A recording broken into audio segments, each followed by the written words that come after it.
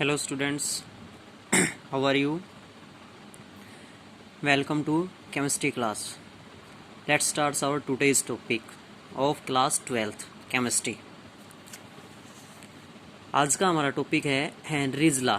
Henry's law क्या होता है जो हम पढ़ रहे हैं यूनिट सॉल्यूशन, उसमें हमारे पास है सोल्यूबिलिटी से रिप्रेजेंटेशन में हेनरीज लॉ, क्योंकि जो भी सोल्यूबिलिटी का रिप्रेजेंटेशन सोल्व किया था वो हेनरीज नाम के किसी साइंटिस्ट ने सोल्व किया था, इसलिए उसी के नाम से इसको कहा जाता है हेनरीज लॉ। तो हेनरीज लॉ क्या है?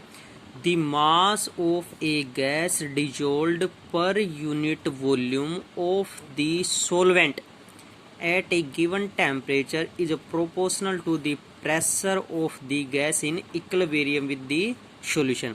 यदि कहने का मतलब ये है कि अगर आपके पास कोई भी गैस है किसी सॉल्वेंट में डिजोल्व की जाती है किसी भी टेम्परेचर पर, जो आपके पास टेम्परेचर दिया गया है उस पर अगर कोई गैस किसी सॉल्वेंट में डिजोल्व की जाती है तो उस गैस का मास किसके डायरेक्टली प्रोपोर्शनल होगा? उसके सॉल्वेंट के प्रेशर के डायरेक्टली प्रोपोर्शनल होगा, जो कि हमारे पास किस में रहेगा? Pressure of the equilibrium with the solution, यानी उस सॉल्यूशन का जो प्रेशर होगा उसके डायरेक्टली प्रोपोर्शनल होगा। किसका? सॉल्यूशन के प्रेशर के डायरेक्टली प्रोपोर्शनल होगा। तो मास हमारे पास किसका? गैस का प्रेशर के सॉल्यूशन के डायरेक्टली प्रोपोर्शनल होगा, इसलिए हम यहाँ पर करेंगे m is directly proportional to p, where m is equal to mass of gas and p is equal to pressure of solution. Where हम डिनोट्स कर सकते हैं m is equal to kp, k इसको डिनोट्स करेगा? Proportionality constant को denotes करेगा। अब इसके लिए हमारे पास क्या है? एटमॉस्फेयर में विभिन्न गैसेज प्रेजेंट होती हैं।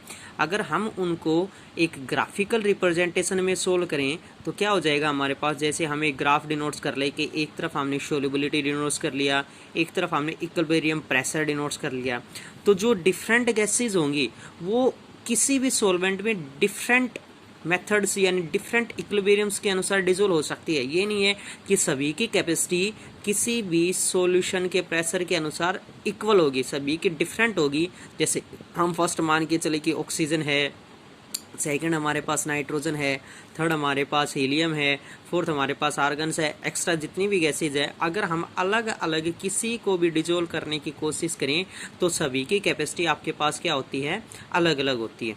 तो ये किसके अनुसार रहेगा? Solubility of the gas with equilibrium pressure.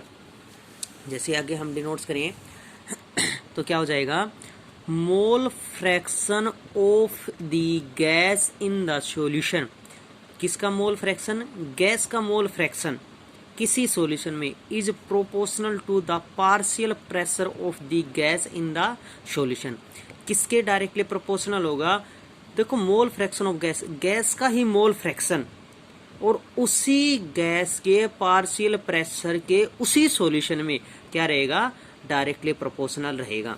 जैसे मोल फ्रैक्शन को हम किस सिंबल से डिनोट्स करते हैं? स्मॉल x से डिनोट्स करते हैं, प्रेशर को p से डिनोट्स कर रहे हैं, तो क्या हो जाएगा? Mole fraction of gas x is directly proportional to the pressure of partial pressure of the gas, that is directly proportional to p। तो x is directly proportional to किसके हो जाएगा? हमारे पास p के। अगर हम इस डायरेक्टली प्रोपोर्शनल को सोल्व करें तो हमारे पास क्या फाइंड आउट हो जाएगा? x इज इक्वल टू हमारे पास क्या फाइंड आउट हो जाएगा? x is equal to k dash p। यहाँ पर हमने k डैश क्यों डिनोट किया? क्योंकि जो हमने अभी पीछे सोल्व किया x is directly proportional to p, उसमें हम इसका k कांस्टेंट डिनोट्स कर चुके हैं, तो हमने थोड़ी सी चेंजमेंट करने के लिए अब डिनोट्स कर दिया k डैश। है कांस्टेंट ऑफ प्रोपोर्शनलिटी कांस्टेंट ही, लेकिन थोड़ा सा चेंजमेंट करने के लिए हमने k डैश डिनोट्स कर दिया। कुछ भी डिनोट्स कर सकते हो आप k की जगह। तो x is directly proportional to क्या हो जाएगा हमारे पास? k dash p। अब आगे हम सोल्व करें तो देखो p हमारे पास राइट हैंड साइड में रह जाएगा, k डैश को अगर हम लेफ्ट हैंड साइड में लेके आए तो क्या हो जाएगा? x into 1 by k dash, और हमारे पास क्या आ जाएगा?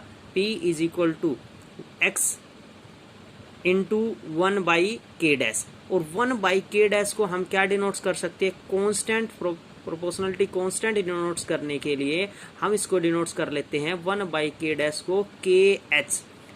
KH ये हमारे पास कांस्टेंट है और H हमारे पास क्या चल रहा है, हेनरी। तो H का हमने क्या डिनोट्स कर लिया, उसका सिंबल डिनोट्स कर लिया कि H क्या उसका हेनरीज ला है, तो हेनरीज का सिंबल हो उसका। तो P हमारे पास क्या निकल के आ जाएगा, P pressure of gas is equal to KHX। KH किसको डिनोट्स कर रहा है, proportionality constant of Henry's, and X is equal to mole fraction. तो P इज इक्वल टू क्या हो जाएगा हमारे पास KHX, where KH is called Henry's law constant, जहां पर हमारे पास KH किसको डिनोट्स करेगा, हेनरीज ला कांस्टेंट को सोल्व करेगा। और यही हमें क्या करना था, सोल्व करना था।